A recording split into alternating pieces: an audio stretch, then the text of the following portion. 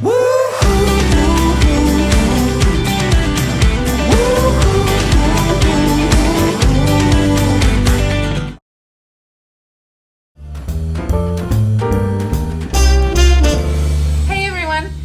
video is something homemade. It's something you can eat actually, homemade meatballs.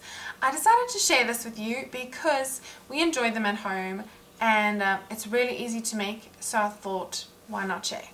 They are just homemade. I try to eat, clean foods. We don't always, but we try.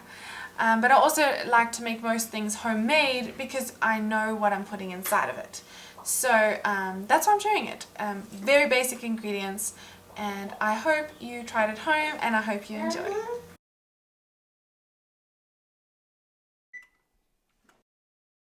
So first of all, we're going to set the oven to about I'd probably go at about 425 degrees Fahrenheit to 440, which is about 220 in Celsius.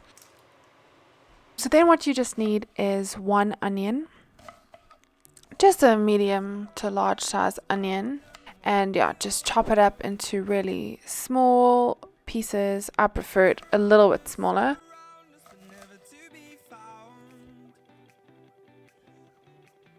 It's a feeling so deceiving when you close your eyes.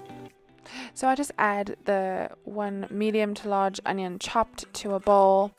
And then I'm going to add one egg just to kind of bind everything together. Some people like to add breadcrumbs or something like that to make it like a filler. I don't use that because honestly I just kind of made this recipe up when I was doing the Whole30 and needed something else to eat.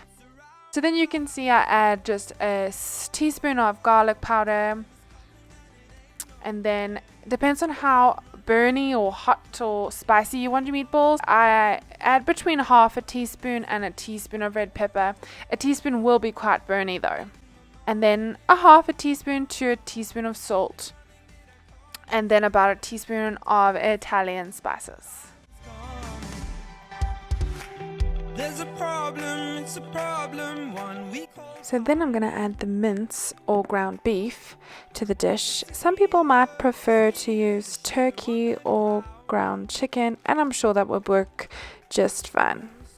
In this recipe I use about 600 grams or 1.3 pounds of meat. What we're facing when it can't be found.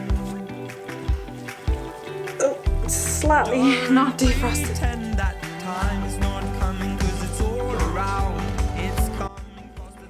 And then let the mixing begin.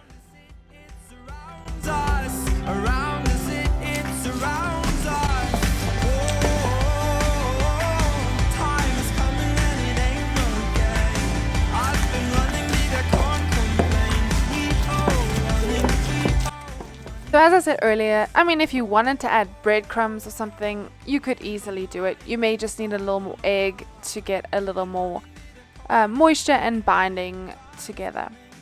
Then I just take a dish here, oven safe dish, and I just put a little bit of olive oil on the bottom, and then I just roll the meatballs, and they stick really nicely together.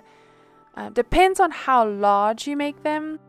Would depend on your cooking time. Sometimes I make them larger, sometimes I make them smaller. It just kind of depends on what I feel like. So yeah, when they're larger like this, they can take quite a bit longer, maybe like 45 minutes to an hour.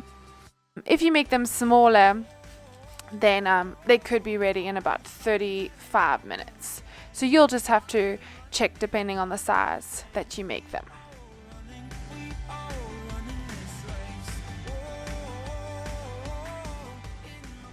On this particular day, I just made asparagus with some butter on the side, but you can make it really with anything that you were going to make. I just really enjoyed this meatball because I know what I'm putting in it, and it's pretty healthy, and if I do the Whole30, I can eat it on that too, so that's always great. So thank you so much for watching today's video. I hope you enjoy. I hope you try these at home, and I would love to hear what you did at home and what you started it with maybe. So yeah, let me know in the comments, and I will see you next time. Oh, let's do that again. Next.